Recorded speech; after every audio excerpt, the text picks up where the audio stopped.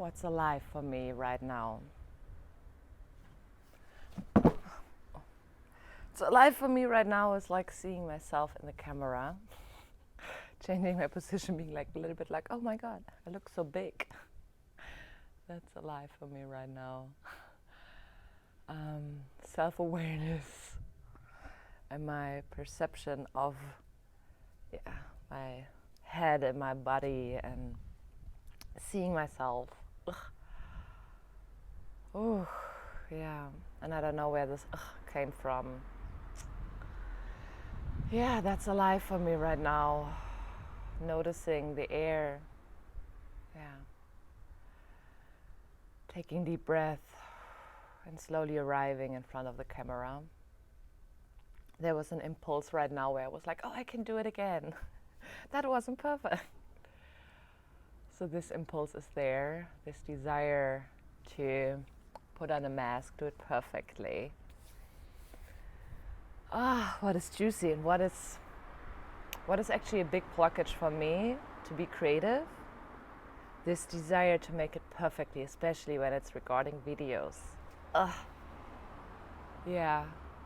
Like with videos, I have such a strong perfectionism in me, like how I speak, the grammar that I'm using.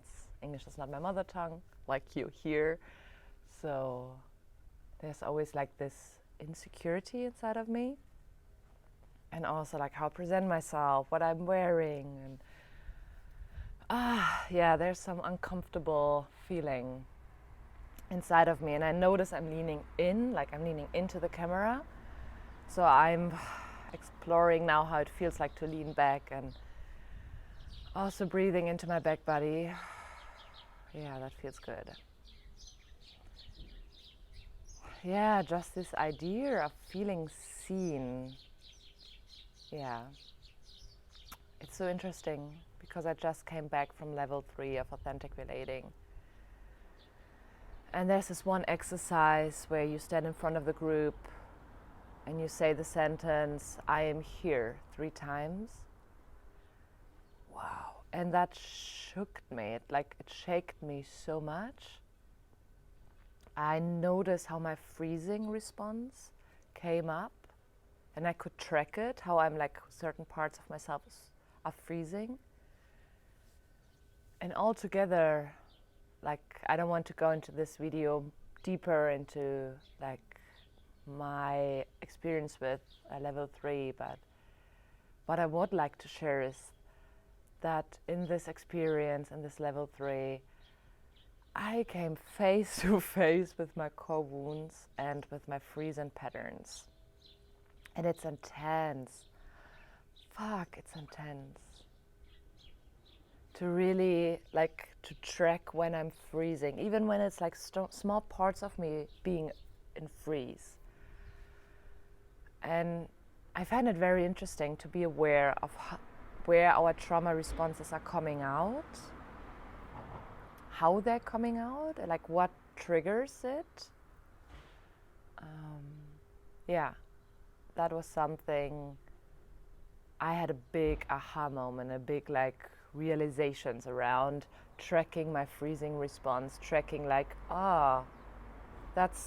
I'm withdrawing right now and I'm waiting for it to be over. And I noticed some compassion coming up for myself, because that was my trauma response as a kid. That was the only way how I could survive my childhood. And I noticed some sadness, more sadness coming up. Also revealing that to people I don't know, or I may know. I don't know who will watch this video. So there's some uncertainty of who will watch this video and how will people react to this video. What will people think? These kind of thought patterns are now coming in. It's interesting to watch that. Yeah, and I noticed that I feel complete with me sharing for today. I challenge myself to show up for a week every day to record that kind of video, what's alive for me right now. And to really show up in who I am, in my rawness and in my processes. And yeah, I'm really curious how this will be taken, how people will like see it and react to it, and if they react to it. What I want to disclose is I have a big, like one of my core wounds is not being seen. So there's a story around that nobody will see this video, and that's also very alive. And I'm sending some compassion to this part. Yeah, fuck, core wounds, people. Core wounds. We all have them. God damn it. God bless them. Like for real. Maybe then it will be a bit better. Oh God. Okay, I feel complete. Thank you for watching if you did.